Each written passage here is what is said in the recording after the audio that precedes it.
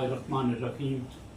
मुझे आज पहली दफ़ा अलकरम नर्सिंग कॉलेज में, जो कि ये 9 नंबर टुंगी के करीब सरगोदा में है, यहाँ आने का मुझे मौका मिला।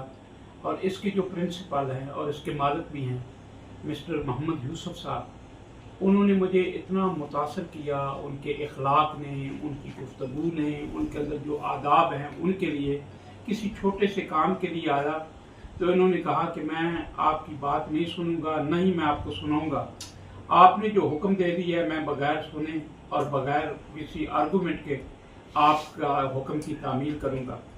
ऐसे लोग हमारे मुआशरे में सरमाया होते हैं जो किसी बुजुर्ग की इज्जत करते हैं, उसका एहतराम करते हैं, उसके बदले में दुआ मिलती है।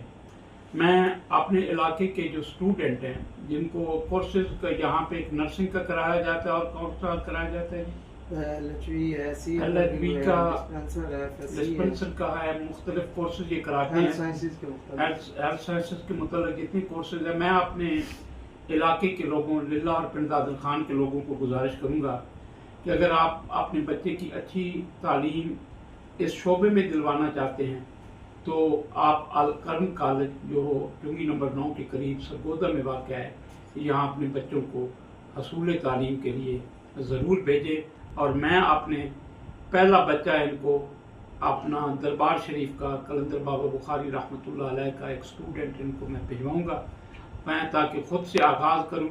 आए मिल के इनका हाथ बटाएँ और इनके इदारे की तरक्की के लिए काम करें। बहुत शुक्रिया।